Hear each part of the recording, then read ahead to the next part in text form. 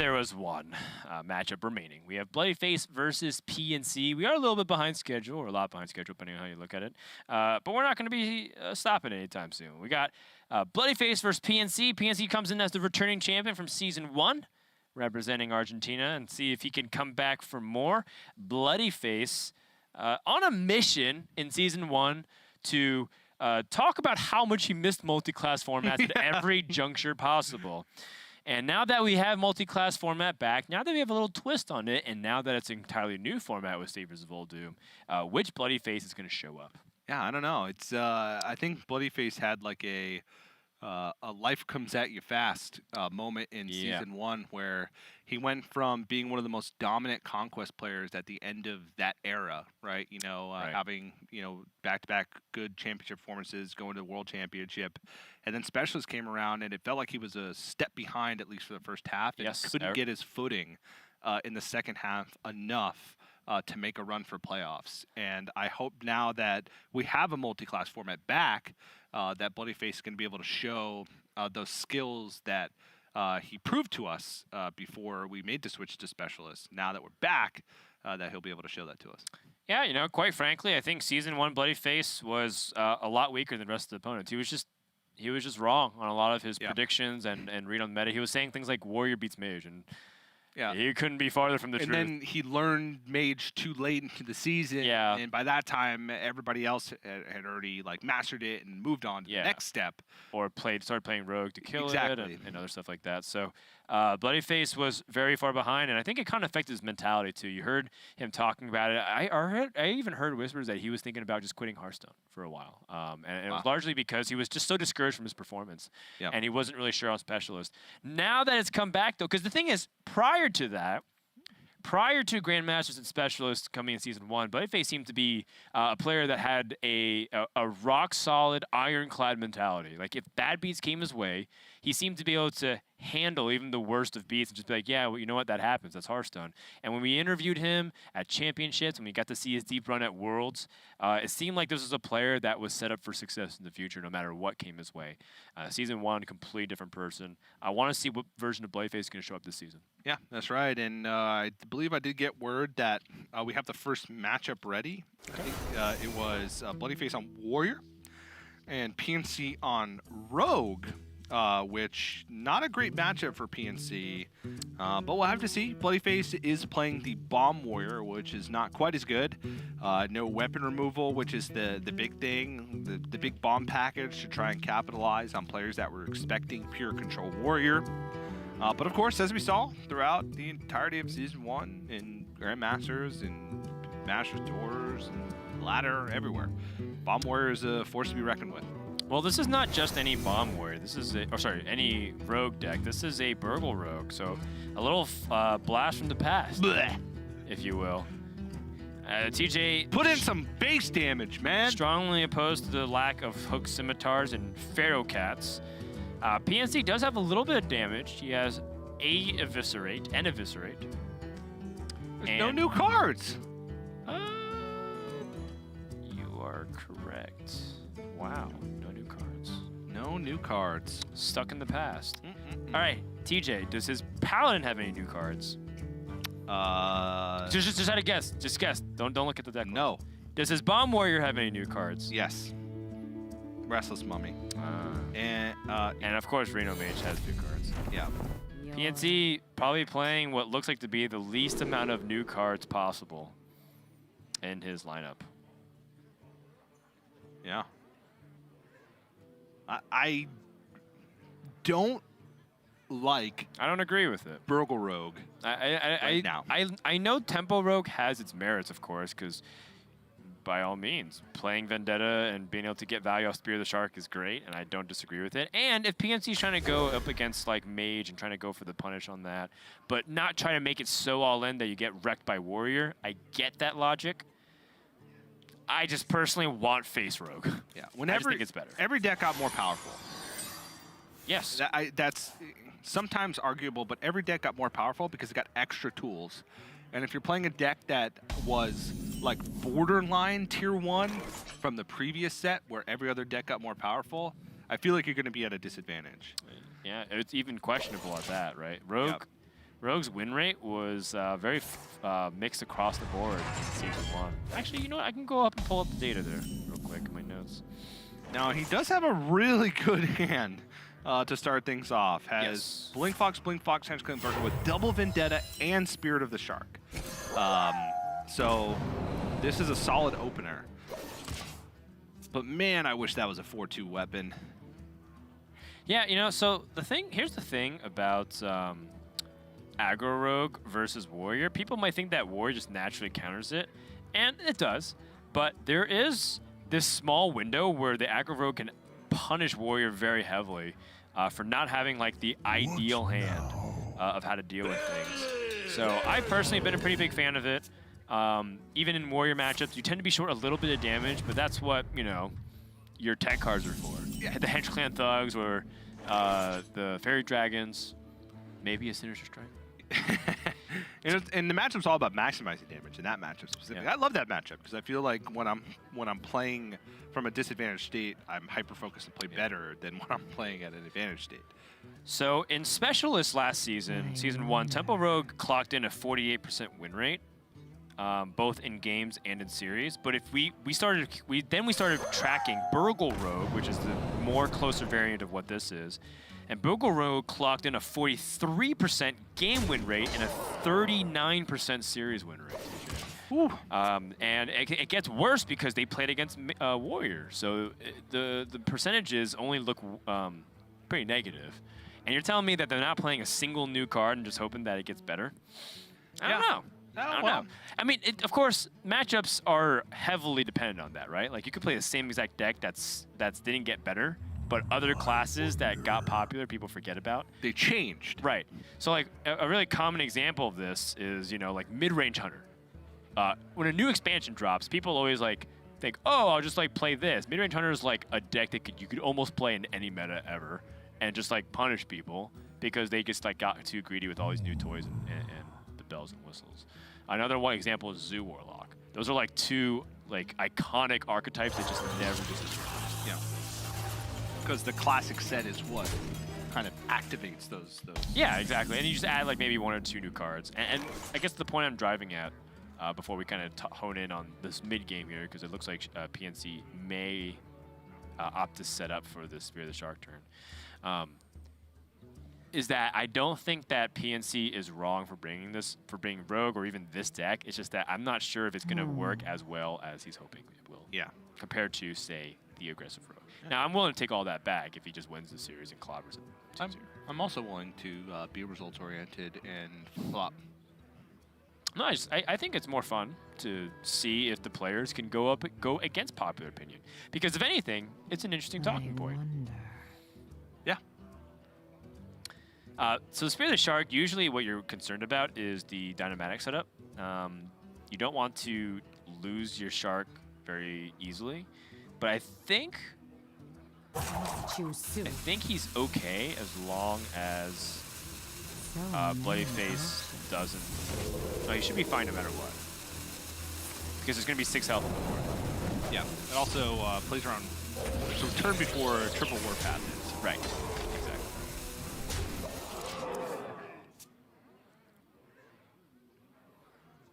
Oh my goodness. Woo! Wow, PNC... Super Collider positioning. PNC positioned in the worst possible way for Super Collider. Oh, jeez. If only we could see his face right now. It'd be a little bit of head shaking, I think, back and forth. Wow, that was a disaster. That said, I mean, bloodyface is taking a little bit, actually a lot of damage. Oh yeah, that's also has Mortal Strike Eviscerate in hand. Right, that's what, 8, 12, 16, 18 damage if you have to bounce it back with SI7. 20 if you can get Mortal Strike to activate for its secondary ability. So many options. 26 if you pick up Fireball from Henchclan Burglar. Yeah, 30 if you pick up Pyroblast from Henchclan Burglar. It's a lot. It is. Bloodyface does have quite a few tools to fight back with life total though. A Zilliax Shield Block and Dr. Brew Mad Genius. So, and Super Collider also makes things weird because PNC does not want to play, you know, like doesn't want to go wide on board and then follow it up with spells. Yeah, the nice thing though is that if you go wide on board and your opponent swings, they have to attack into minions. You get some damage. Yeah, and true. It seems like PNC's in that point where he might just be looking for ways to close the game from this point on. People will look at Dr. Boom and say, you know what? 2-mana nerf isn't that big of a deal. It's still going to be super good. You're right. The battle cry is still super good, and his 0 powers are still very effective. But having that 7 mana, gain 7 armor, is worlds of difference, TJ. Yeah. Also, there's never a situation where you'll be able to play Dr. Brew Mad Genius and Hero Power in the same turn. Yeah. So, and right now I don't think Warrior is super like impressive as a deck. I don't think it's definitely tier 1, but I would rate like at least 2 decks above it in power level. Sure. Priest and Mage. Priest and Mage, and then I think Rogue is equivalent in power level. Backstab. What a draw here from PNC. Backstab gives him the ability to play Henchman Burglar instead of SI7 Agent. Yeah, I think SI7 Agent is still good. Allows you to push 2 to face, backstab, hit, and then clear off. It might just go face because that's what his hand is element. Right. I guess he can. Yeah, just calculating the damage. It's not enough though.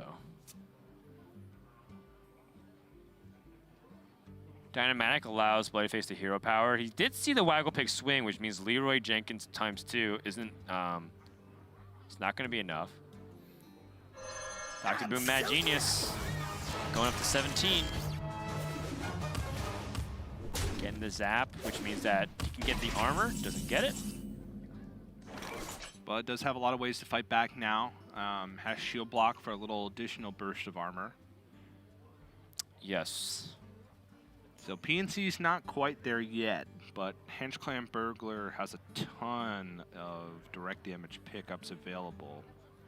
So many options. And Novice Engineer actually a decent pickup because it allows him to just cycle through his deck, get closer to Leroy. Yeah, and so you can kind of see what we're talking about, and that if PNC's deck was more geared towards like heavy damage instead of 4 mana play Spear the Shark, Yeah. he might be able to have closed the gap already. He wouldn't have Mortal Strike, but he'd have more things that try to translate directly into damage, like Hook Scimitars. And you know, one thing that I know Firebat was predicting was that he thinks weapon destruction is going to be super important as the weeks continue to go by. Are you kidding me? Choose soon.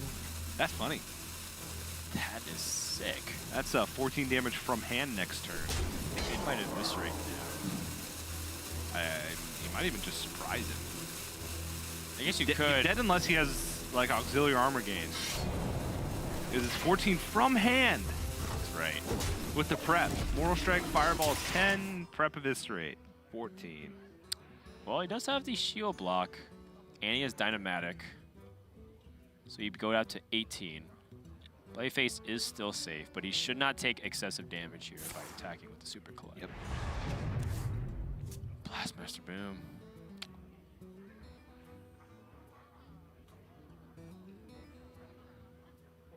Seems like a pretty straightforward Dynamatic play to me. I'd be a little surprised if Bloodyface chose a different path here. So you said he has 18 Fireball, Mortal Strike, and Eviscerate. 15 right now with the Dagger Swing. Oh! Oh, I don't know. If PNC, maybe he's limited by mana if he drew damage. Like my invention. Henchman Burglar again.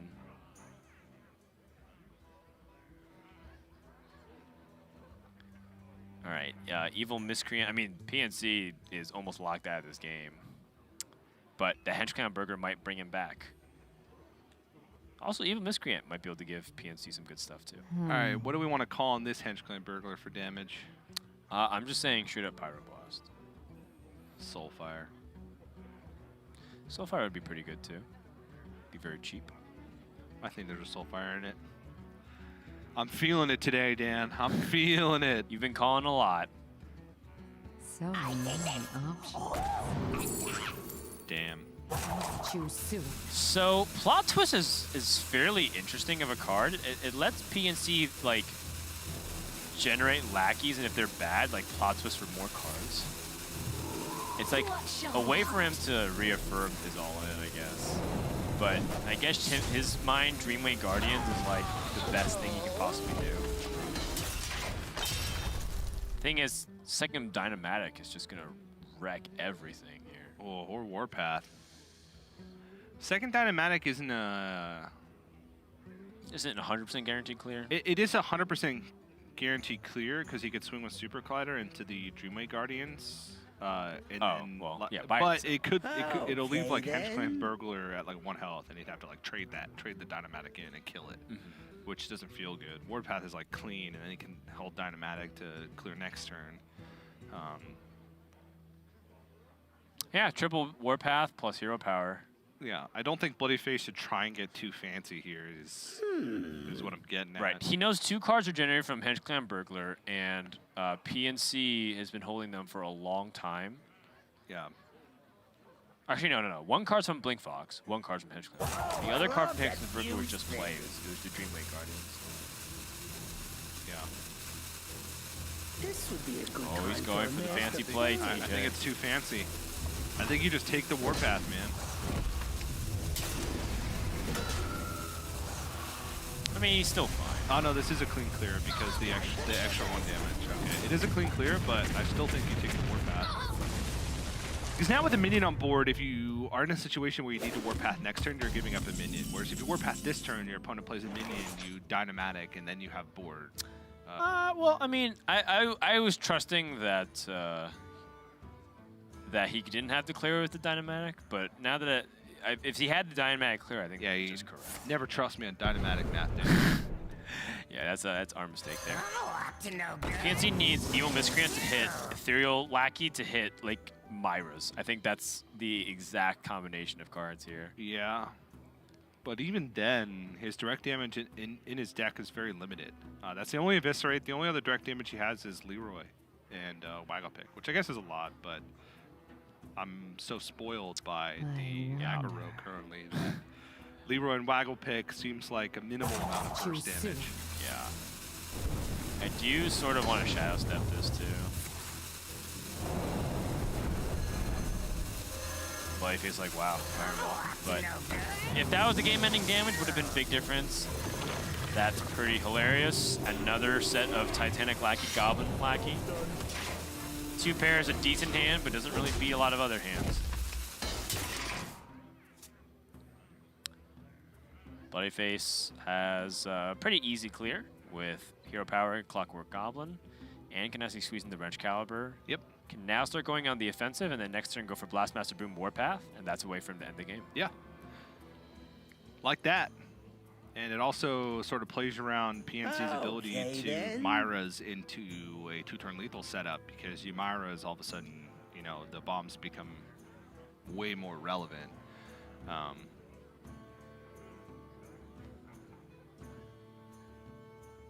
Somebody order a bomb.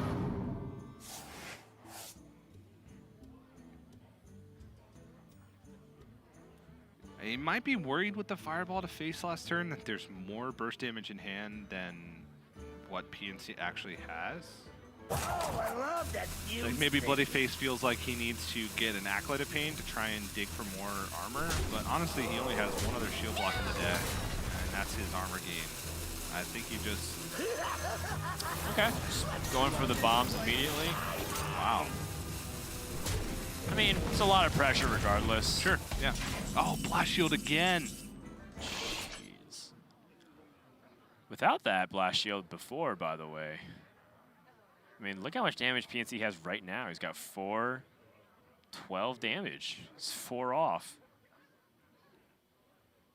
His opponent goes up to...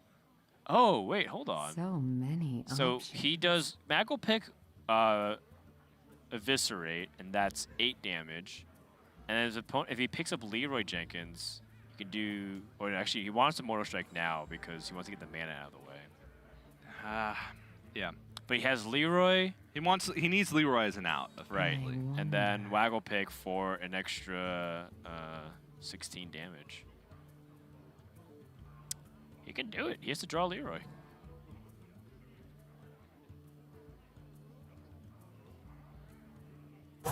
Choose soon. Trying to figure out a way to set up lethal damage. Right. So many Over 2 turns with the given the Black Shield armor. Yeah, I think Mortal Strike is. I think you want a Mortal Strike this turn for sure. Give yourself a Leroy out. Or just do both. And I'm wondering if Bloodyface set up the Warpath and he just set up like a better boom situation? I'm not sure. Well, he definitely wants the armor. Do you hedge against Leroy and Warpath to give yourself a 1 bomb out?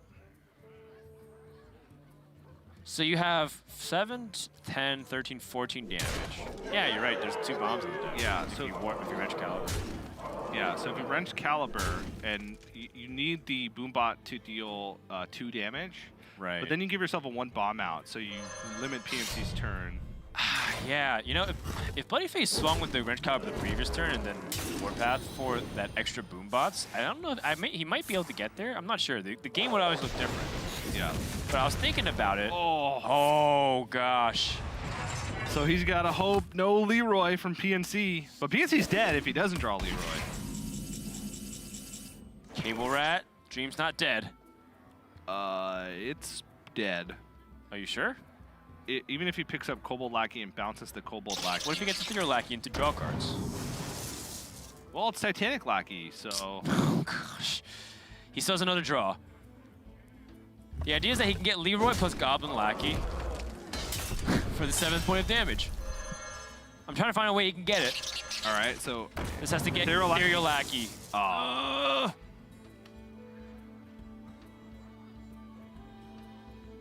Okay, now he can Goblin Lackey, rush into 3-2, And Cobalt taunt up Lackey, like and 4 taunt. things. Yes. You want to spread your taunts, right? Yes. So they're all 1/1s. So it doesn't really matter what you Titanic Lackey Choose versus soon. Goblin Lackey, unless you count the Shadow Steps.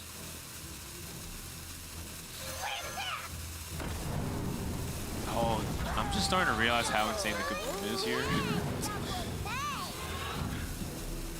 That's where the Titanic Lackey comes in, Dan.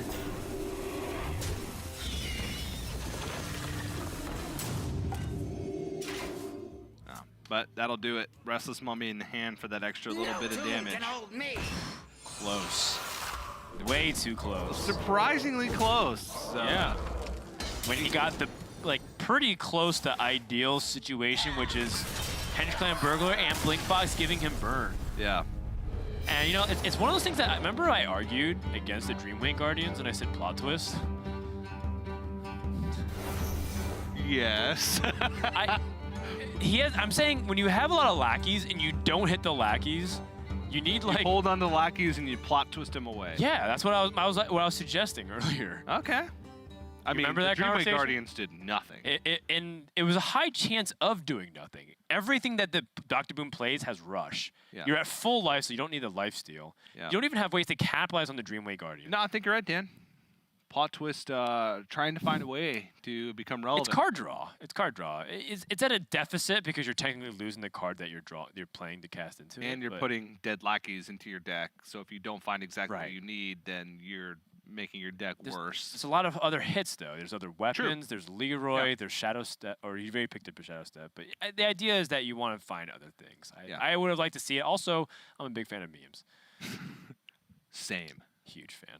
We're going to take a break. When we come back, we're going to finish out this last series for the kickoff day for the America's Hearthstone Grandmasters. Stay tuned. We'll be right back.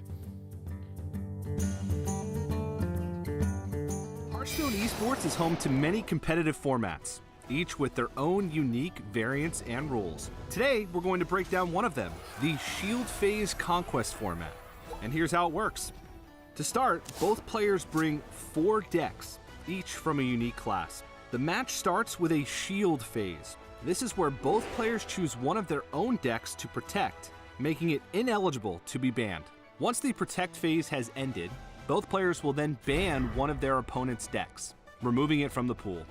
Each player then selects which of their remaining decks they would like to play first before beginning the first game of the series. When the first game of the series is over, the winner's deck is removed from their pool of eligible decks. Both players then select the next deck they would like to play. The loser of the first game can choose to replay with the deck they lost with, or they can choose one of their other 2 available decks. In best of 3 conquests, the first player to 2 wins is the victor. In best of 5 series, such as those in the semifinals or finals of major events, the first player that makes it to 3 wins takes the W. It's that easy. Shield Phase Conquest allows players to showcase their skill set across different classes, while still giving them the opportunity to play the deck they're most confident with. Now that you've got the download on Shield Phase Conquest, we wish you well on your deck building adventures.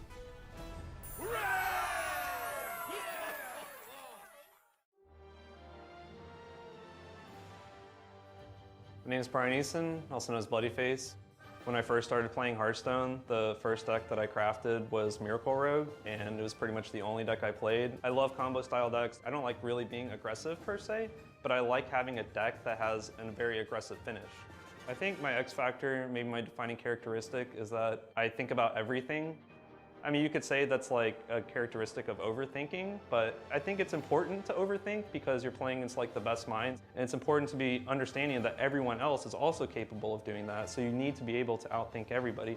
From a competitive standpoint, I want to improve as a player. Against Hunter Ace, I think I made a pretty big mistake. I really care about just making sure that whenever I play Hearthstone, it's my best Hearthstone. Initially, when I found out about Grandmasters, I kind of felt like it was just like kind of another league. But it wasn't until I was actually standing next to the other Grandmasters at Worlds that it made me feel like kind of emotional. We just had such a high concentration of like pure talent to actually hit that level and rub shoulders alongside them. It means a lot to me. Playing at the highest level is super interesting because people do unpredictable things. So I look forward to the mind games.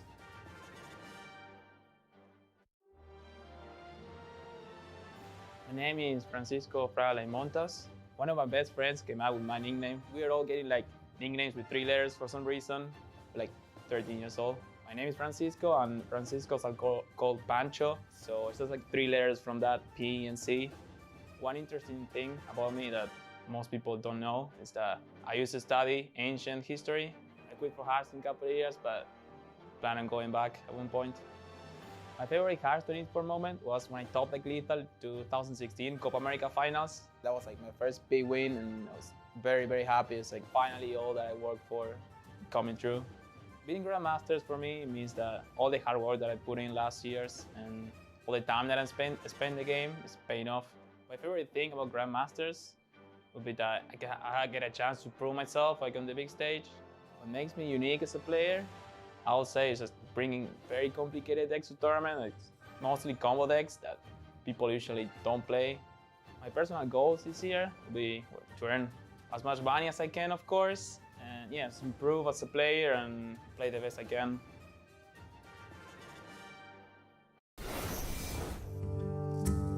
Hello, everybody. Welcome back to America's Grandmasters. I'm TJ, joined by Frodan. We're in our last series of the day as Frodan pets his cord. You're so pretty, T. Thank you. How you doing? Oh, I miss Grandmasters so much. That's right. How was your off season, by the way? It was good. We missed you in Korea. Yeah, I wanted a lot of time off, so I took it. Went to see my family. Went to Disney World.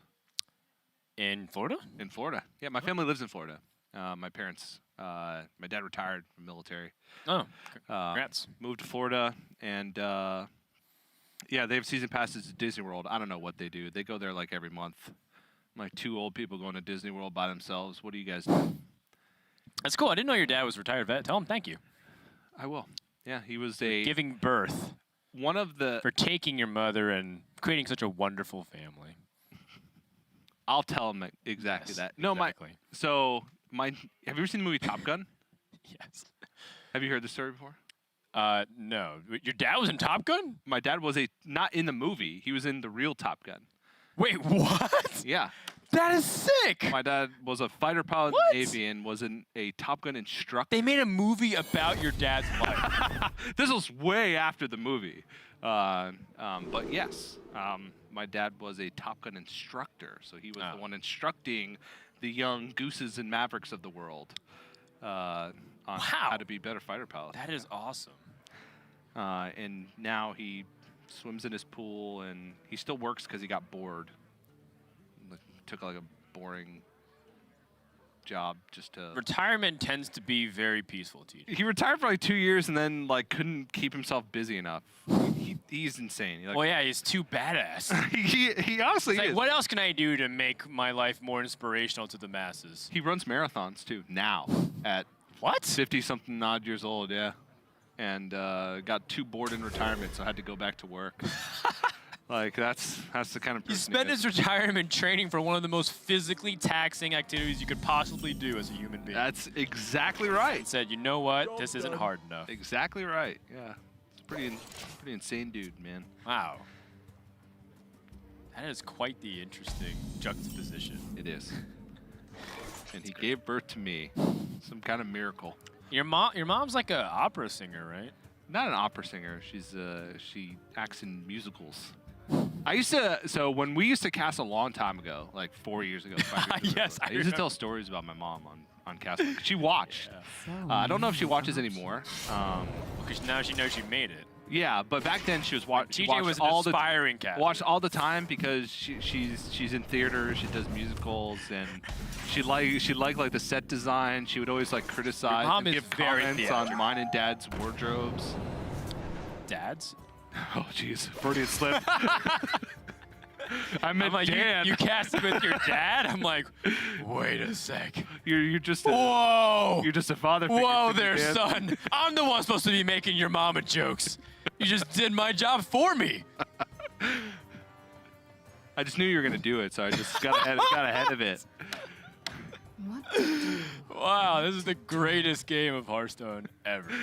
So what's happened here on the Well, screen? I Let's mean, see here. you can look for the second card to your right here in Mage vs. Rogueland. You can see Luna's Pocket Galaxy, the object of which will be centered around this game. So this right here, screenshot this, picture it in your head. Yes, This is why I don't like Burgle Rogue as much. because you can't punish the Pocket Galaxy he- nearly as hard. He's not punishing the Pocket Galaxy. Bloodyface is at 27 life. That's like 10 life more than I'd like for him to have. I mean, he is punishing him, just not really hard. Yeah, like look at the direct damage in his hand. Like, is Right. this going to be able to beat, you know, one mana Alex Straza, Cartoon Defender? It's a one-to-one Galagos? too, because instead of the Burglar and the Blink Fox, it's Hook Scimitar and Dread Corsair. You know? Yeah.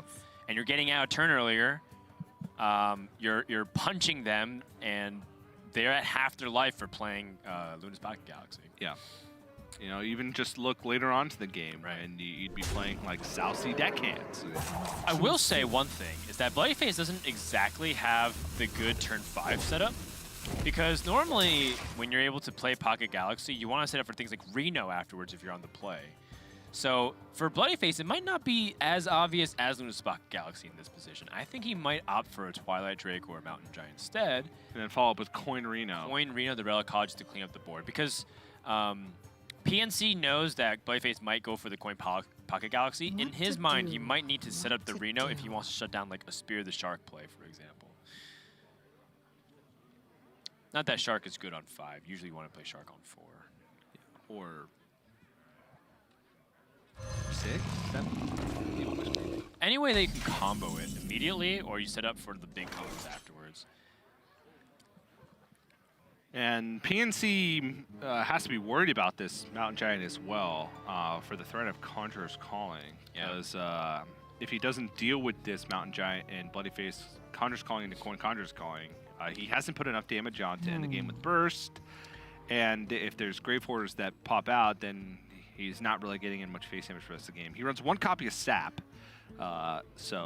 which I think is just, again, like, it's the best card in the current metagame. It's so good. Like, Priest, you'd need Sap. Mage, I would even argue Mage, you need Sap. Because those big minions that they play early on in the game I think it's I think you need 2 copies of Sap in this metagame. And right now PNC is gonna sink so much damage into this Mountain Giant. Yeah, that's not the face. It is not the face. And now I think that bloodyface can play Luna's Pocket Galaxy and then roll that into Reno the Relicologist. I still like Reno here because you get the 4/6 before you end up having to play Luna's Pocket Galaxy. I think taking 6 when your opponent gets 2 cards stolen is still a little bit dicey in my mind. I guess, but then you can play Reno, and if you draw a 1-mana minion off the top, then you coin that out.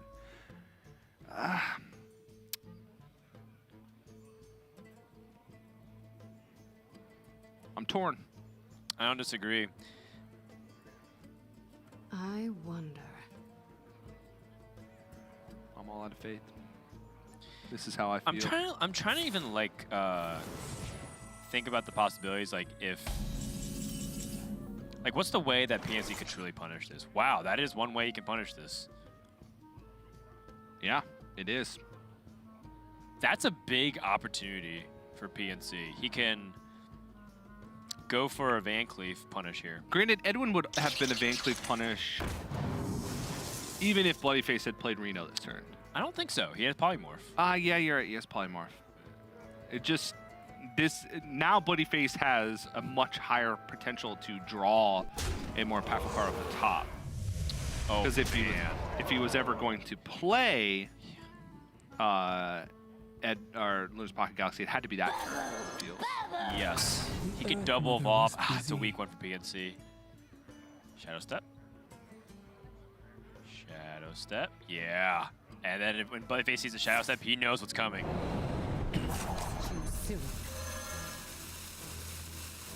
He's been accused of juicing for years.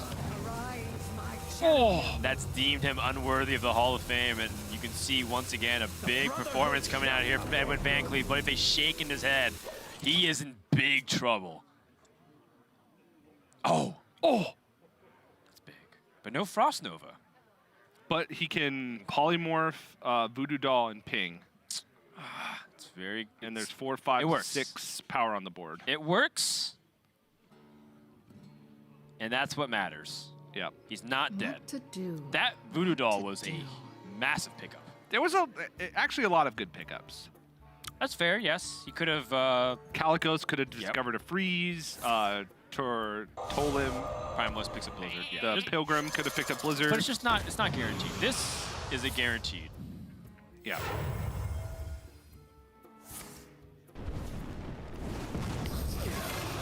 Six damage on board, 7, 8, 9, 10, 11. 11 max damage this turn. No, that requires him to have daggered up preemptively.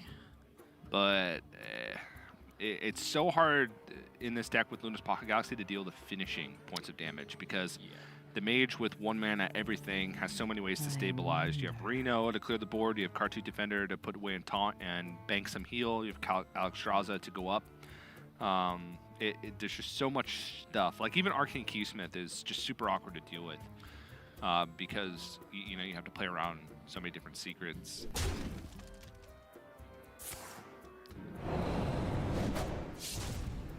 It's like PNC's going to dig here with Evil Miscreant.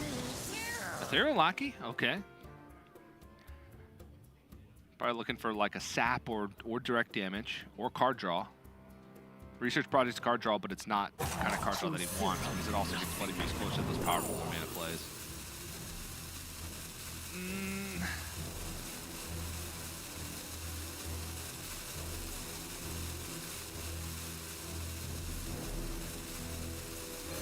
This guy's toast. But bloodyface needs a big pickup here. PNC missed a damage? Did he? Yeah, he did not attack with the Witchy Lackey. Oh, got it. Oh, wait. What about his Evil Cable Rat? I don't think he attacked with Evil Cable Rat also. Oh my goodness. I hope it's not internet issues like he was struggling with last season. Yeah.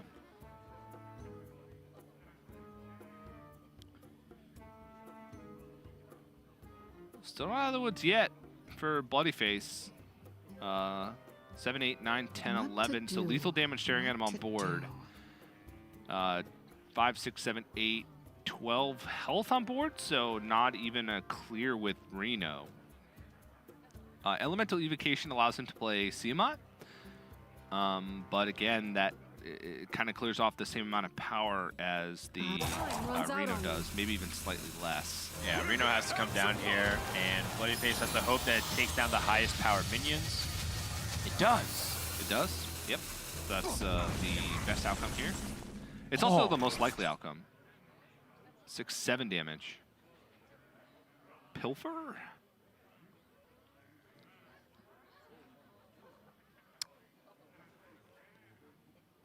Might be better to face this lackey here. Pilfer should be like, I think, the desperation So Hail Mary play. many options. Face's lackey is investment into the board. Yep, true.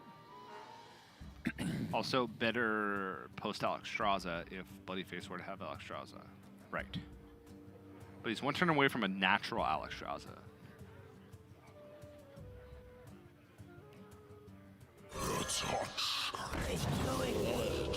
That positioning, Make my day. don't like it. For, the Direwolf Alpha. Direwolf Alpha. Yep. Every point of damage could matter. I agree.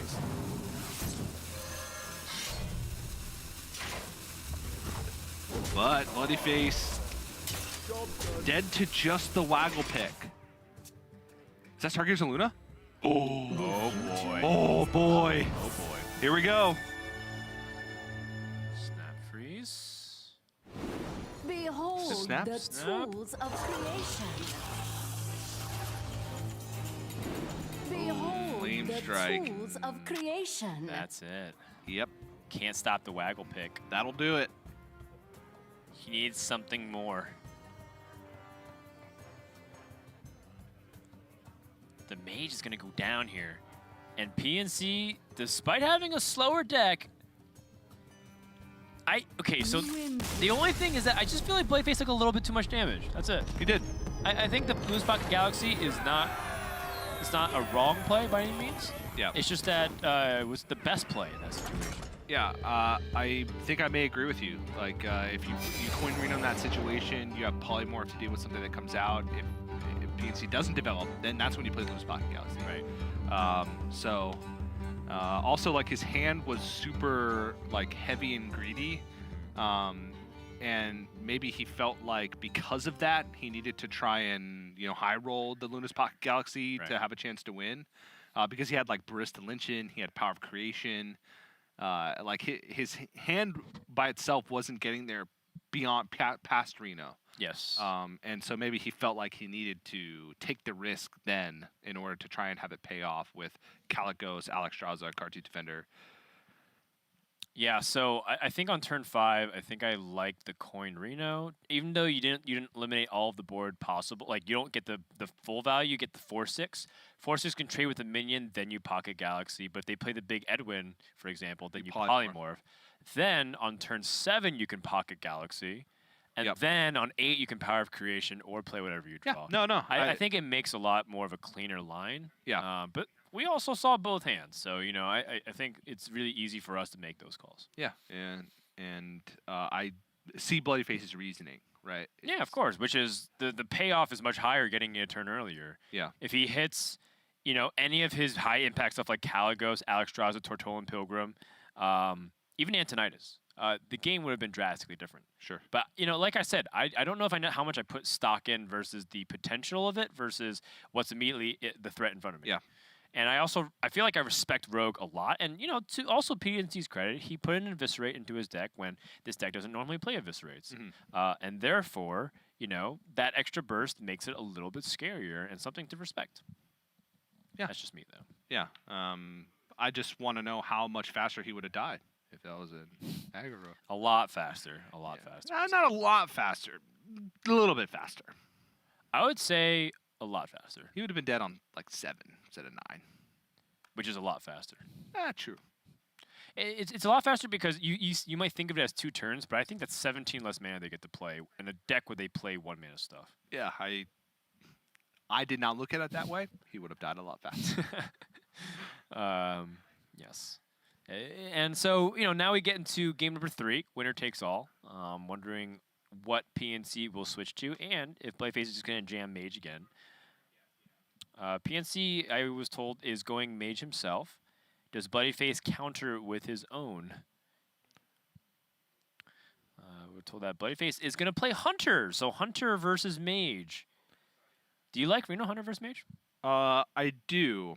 I think that you have kind of this natural clock on the Mage that's tough for them to come back from.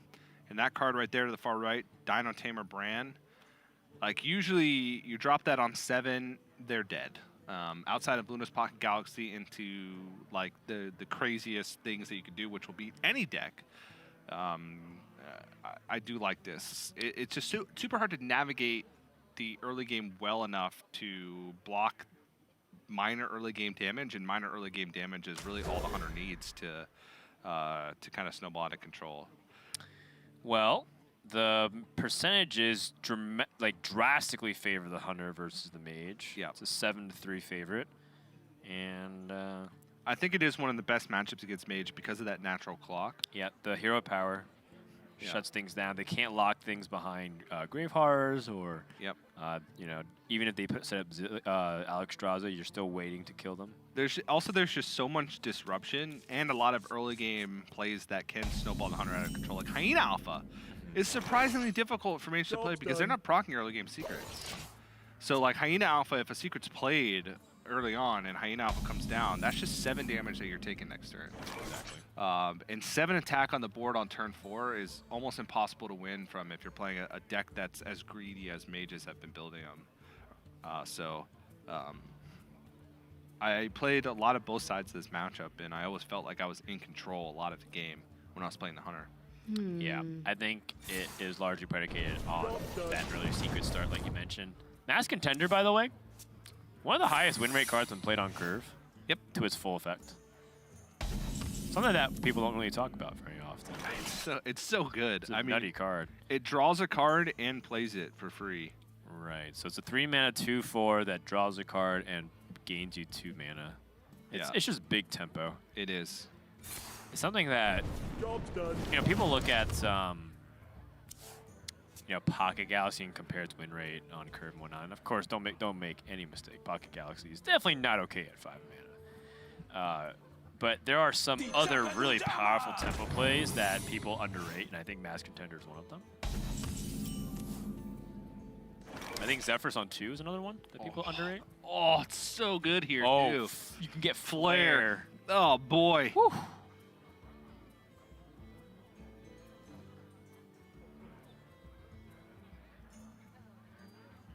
And we did get note that the second secret is Pressure Plate. So it's Pressure Plate Freezing Trap, which are the 2 secrets.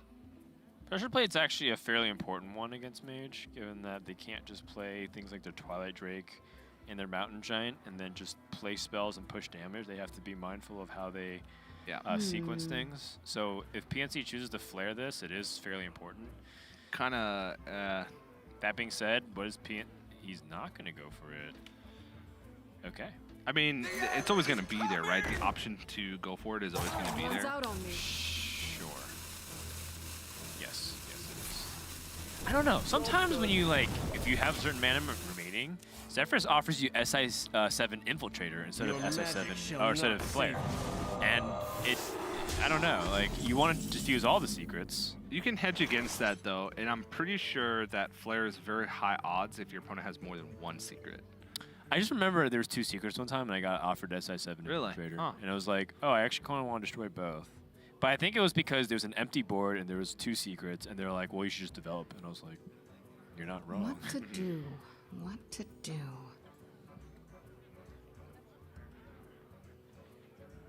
Here's the thing. Zephyrus on 4 also challenged the body, right? So PNC is gonna flare, but there's 6 damage developed on the board now, and he would have maybe forced a trade, and then the 4/3 would have been contested by Zephyrus' body. Yeah. So now PNC might be heavily considering: do I just play Ziliax instead? And Ziliax, we'll get freezing trapped. Yeah, he made Ziliax no attack. Right, he sees no snipe, so he knows that. Yeah. Oh man. Yep, Ziliax no attack. Do like that.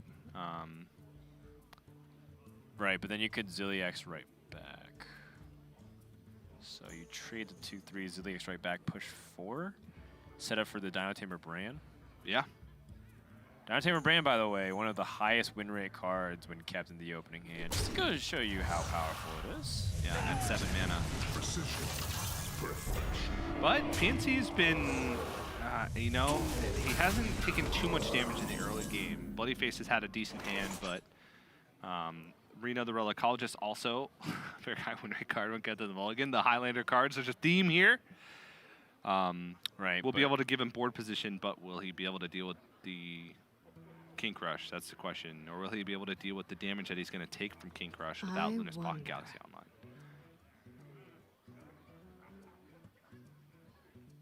Yeah, this has to be Arena to stop the 7 damage. We're gonna have some fun. I was telling people this in Korea when I was like watching the event play, but part of the reason why I think Brand is so insane is because it's almost like your opponent starts the game at 22 life. Yeah. Which makes their hero power 3 times stronger than it is before. When you hero power in the beginning, it's like 4% of their life maybe, but then when you start hero powering when they're at like 20, it's like 10% of their life, so it just makes it a lot stronger. And that's something that you don't really underestimate if you're playing the game naturally at a lower life total.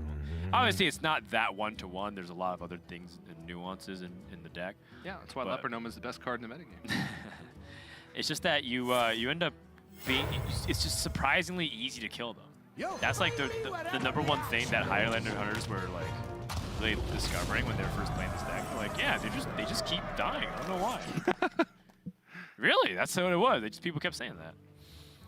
But Zephyrus here will be able to pick up Big Game Hunter. Very valuable.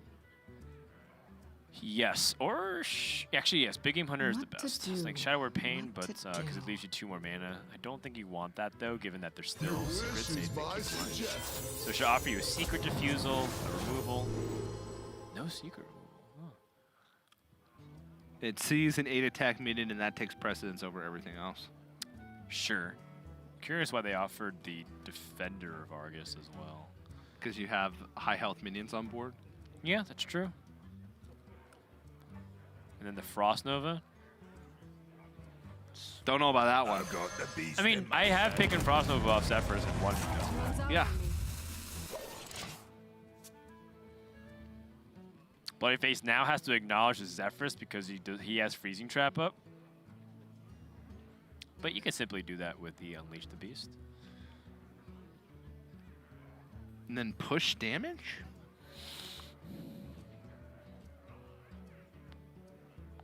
I wonder. Yeah, like, I don't see why not. I don't know if there's too much value in having Brand trade into the 4/2. Bouncing back a Big Game Hunter is not a big deal. Oh, wait. What about killing the Reno? Yeah, because he could bounce the Reno. Bounce the Reno, yeah. Yep. I think you isolate the Big Game Hunter because you're not going to play any other big minions in the game. Yes, exactly. Smart play by Bloodyface, actually.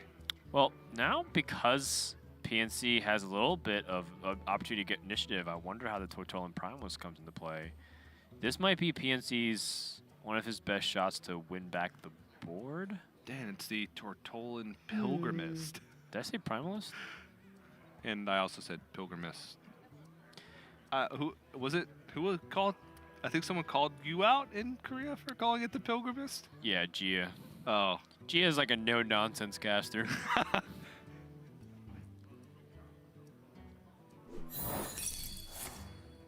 Freezing Trap is activated.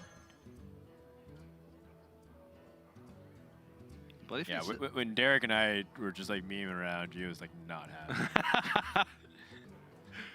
She kept correcting us. Well, no, actually, I think it is Tortolan Pilgrimist. We're like, yeah, so the Tortolan Pilgrimist is really good here in this spot. Arcane Intellect, Ray of Frost, Frost Nova. The Ray of Frost here seems pretty nice. guess since he's going to... The reason why I like the Ray of Frost is because I thought it was a good opportunity to drop Tortolan Primalist and freeze if you needed to the next turn.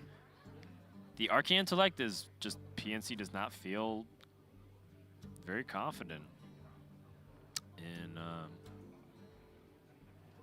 his hand. His hand's so heavy that it makes me think I want to just drop things for cheap, though. Yeah. Like, especially when you have Antonidas, you can double Ray of Frost. I don't know. I like Ray of Frost the more I looked at his hand. Subject 9. He's already drawn every secret but one. Oh, has he? Snake Trap. Oh, no, Snipe. So 2 secrets left still in his deck. But I think Hyena Alpha, just to put the most pressure on the board, especially after seeing Blizzard. Hyena Alpha, like, people oftentimes, you know, separate it into the 3 bodies and are like, oh, it's not that threatening. It's just a 2, 2, 2, 2, and 3. That's 7 attack on turn 4. Yeah. That's a lot. It's a very strong card. It's a 4-mana 7/7. That's broken up into 3 parts.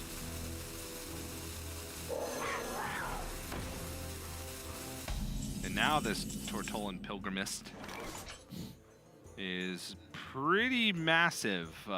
Still a lot of spells left in the deck and needs to hit Flame Strike. Yep. Flame Strike is it. Nails it. I mean, there is a pretty decent chance he'd be able to get it.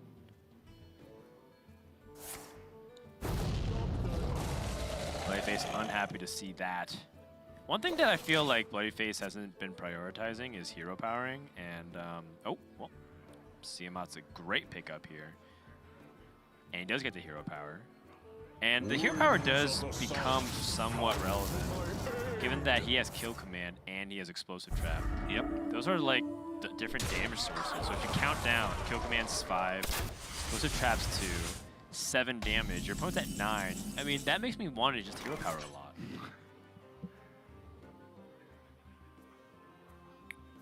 This looks like a Caligos opportunity to me. Yep, looks like a puzzle box opportunity to me. Looks like a Caligos and puzzle box opportunity to both of us. Nice. Alternatively, imagine if he had Ray of Frost. Yeah, true. I mean, Caligos Polymorph also not a bad play. Caligos Polymorph is probably the most consistent play. Yep. Not really many other Polymorph targets in the deck now that the brand has been used. Ironically enough, it activates kill command and still lets the Bloodyface push the damage. Yeah, that's true. It's like he gives his opponent not more damage, but like takes away some damage and in a way gives it more. Yeah. I like the Caligos play for sure, though.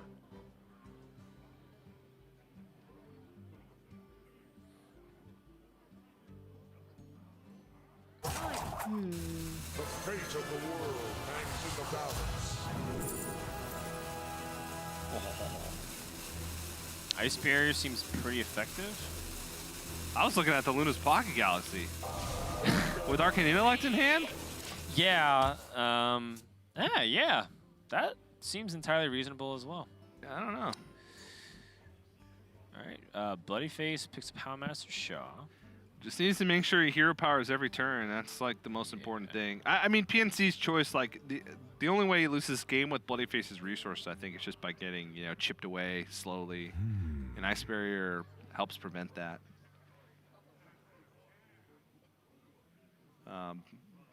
But you know, on the other hand, like Luna's Pocket Galaxy, let's say Luna's Pocket Galaxy is like his bottom 5 and he doesn't get any value from it. I don't know if he can fight honestly and beat this deck. Because he's going to be, eventually Zul'jin's going to come down, and that's a huge burst of nonsense that comes out. That's very hard for Mage to play around without. Love me some nonsense, TJ. Me too. I mean, he can counter Zul'jin with his own huge burst of nonsense with Puzzle Box Eoxeron. But in Korea, I accidentally called it the Tortolan Pragmatist. I don't know how, and then that started. He's very reasonable. It started going down this line where Derek called it the Tortolan Nihilist, and then we just started declaring different things like the Tortolan Socialist, and started just devolving into this stupid conversation me and him kept having. It was very funny. Oh my goodness, Alex Straza, how does that change things? I mean, well, it's just clearly lethal, right? Alex Straza, puzzle box of Yogs are on. Yeah, it's lethal damage. See if PNC spots it. Seen some missed lethals from him in the past. Oh gosh. I wonder. This might actually be a puzzle box Yakshron situation. I agree. And according to TJ, it has a high chance for overflow. Also, Caligos is not green. I think Caligos is dead. Oh, he's dead. First thing he does is to kill the Caligos. Yes. Oh, this is clearing the board. Nice puzzle box. Oh my god! This puzzle box is insane! No, it's not. I mean, it's pretty good so far. Yes, it is! Woo! No, it's not. I mean, that's really good. Ah! Alright. Wow, that was quite the roller coaster. So that was a decent puzzle box? Conjure's calling here is pretty good. What? Oh, the rat trap. He knows, he knows it, yeah. Wait, he also could Conjure's calling to Dr. Morgan. He also missed the attack. So Hidden Wisdom and Ice Barrier. Oh. Well, Snip Snap has Rush. Basically, Bloodyface has Dr. Boom in play.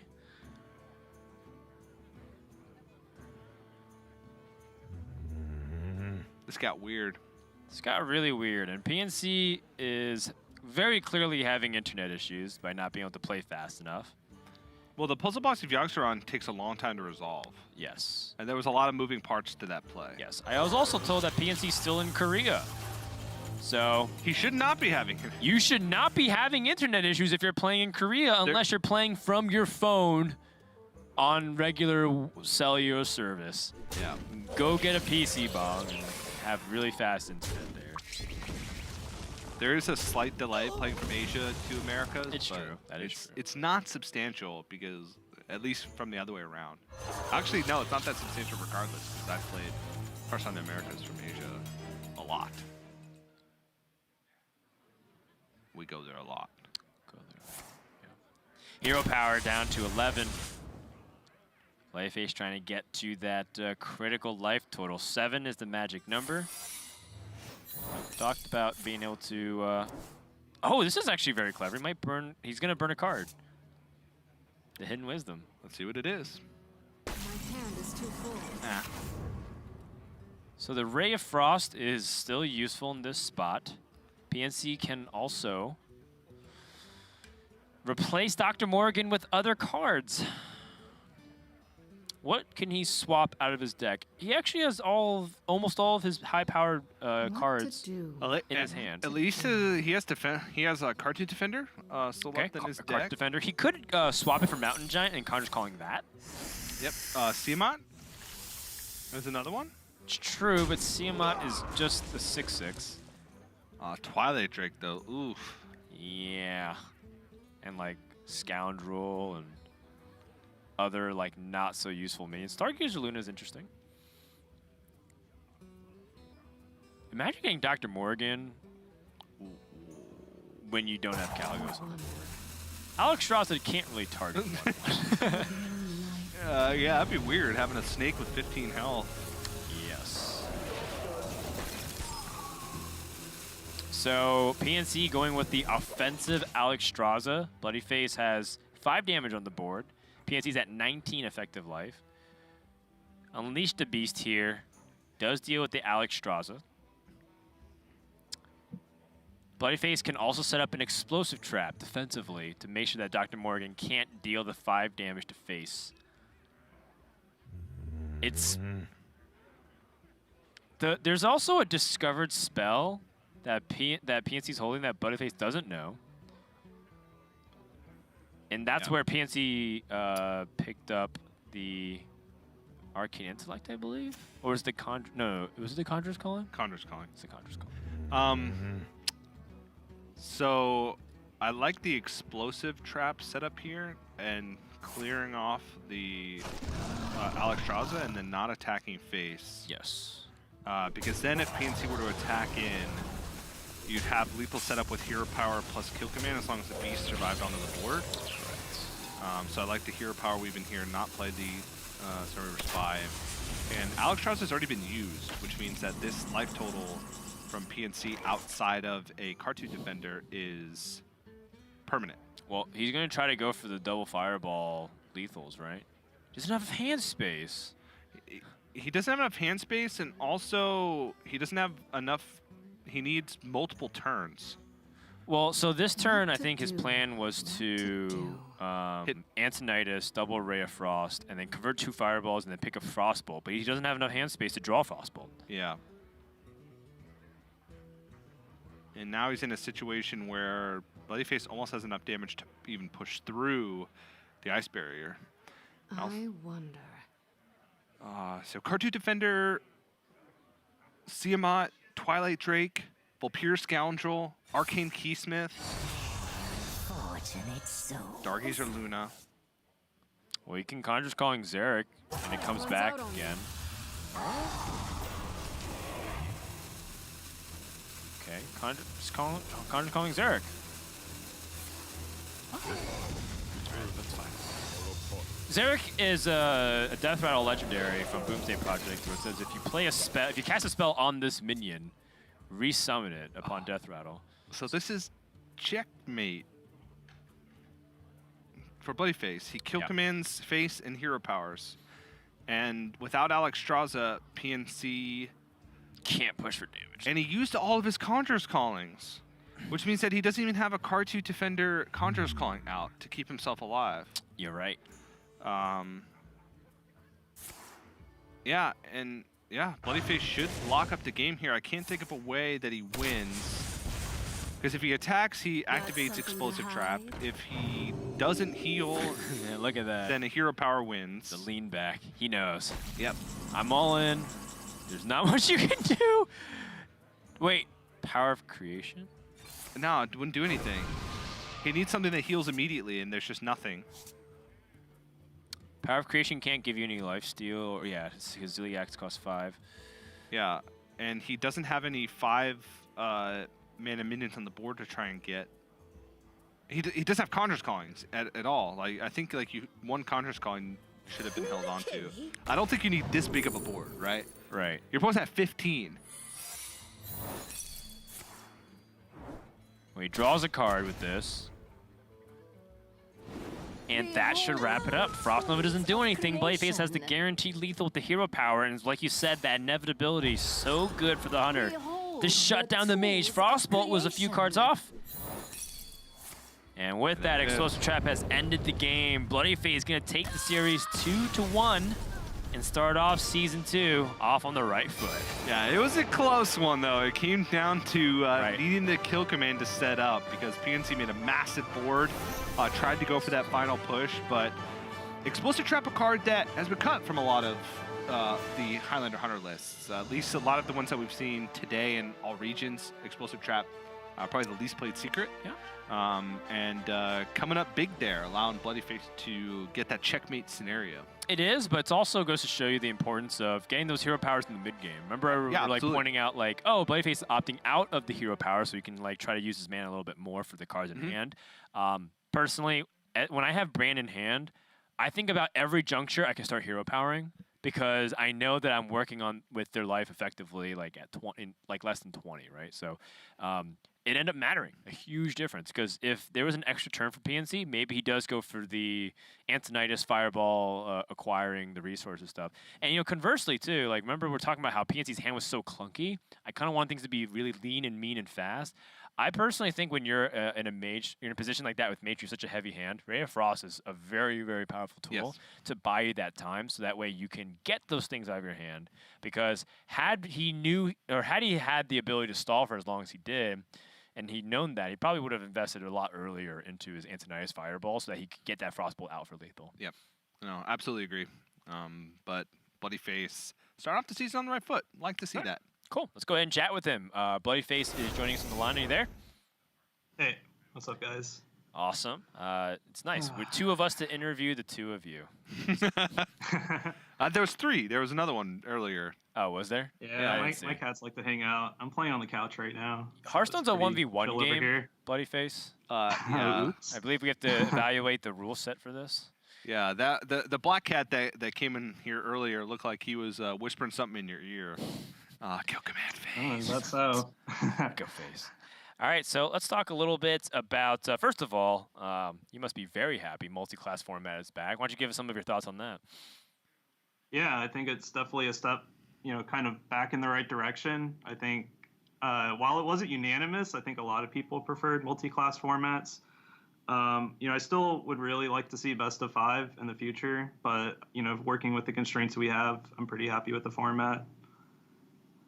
Got it. Going into this week, a lot of people were talking about their extensive preparation. Was it the same for you, you felt like, going into this first week? Oh, yeah. So, I miss Saul because, I was visiting in Japan. My girlfriend got sick. But the entire time we were there, my girlfriend was in the bed. So we couldn't go out and see the city. So I was just playing, nonstop Hearthstone the whole time we were there. Yeah. And then as soon as we get back, it's, just nonstop Hearthstone.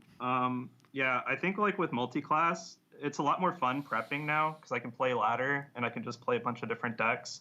Whereas with Specialists, you kind of honed in on 1 or 2 different decks and you couldn't really practice your secondary, tertiary deck on ladder. So prepping has just been a lot more enjoyable. I feel like I'm having a lot more fun just playing Hearthstone again. That's great. That's great.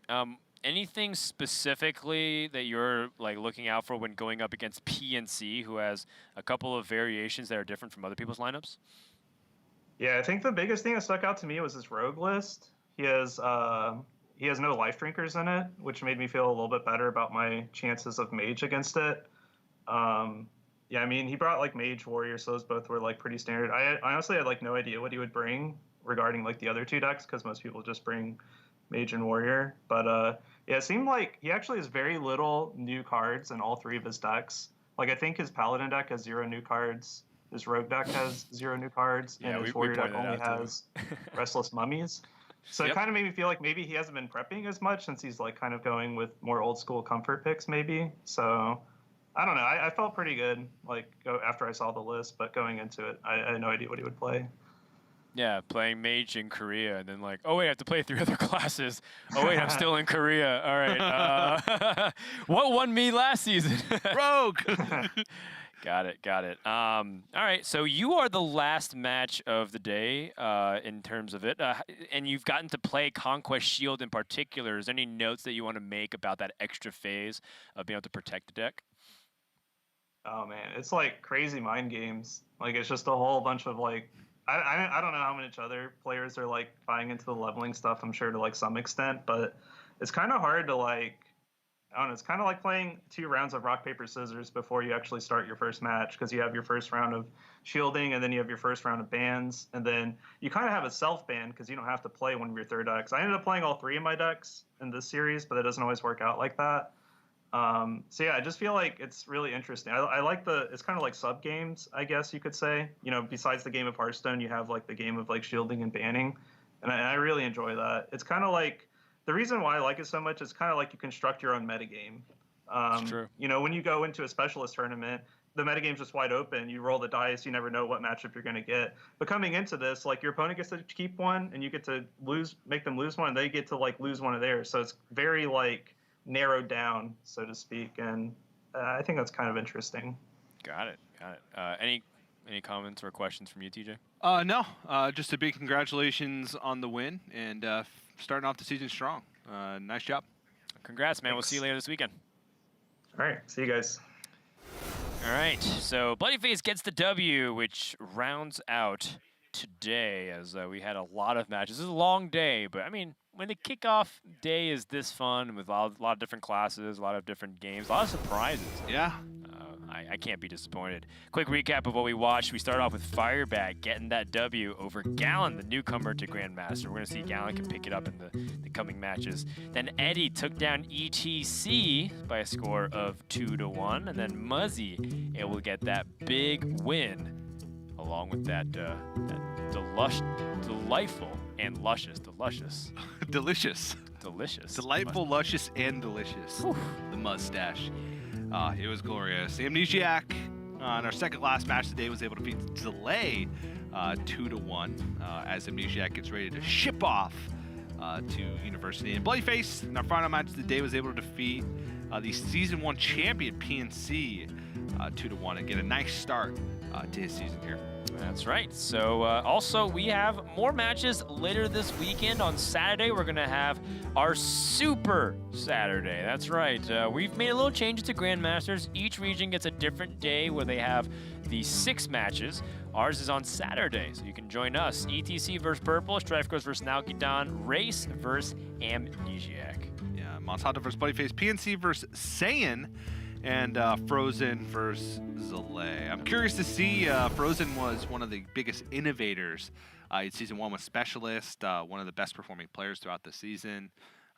You know, his decks aren't super out there this week, but I'm really excited to see, especially once we see the nerfs next week, what he's going to be able to do, because I think he's one of the most brilliant deck builders that we have in the Americas. That's right. So with that, we are done with the first day here of Hearthstone Grandmasters of Season 2. If you missed any portion of this broadcast, you want to check out the deck list or learn more about the players, go to playhearthstone.com/esports. Will be your central hub for all things competitive Hearthstone. My name is Frodan. This guy's name's TJ Sanders. We'll be back tomorrow for more action here at twitch.tv/playhearthstone. Until then, we'll see you next time for more Hearthstone action.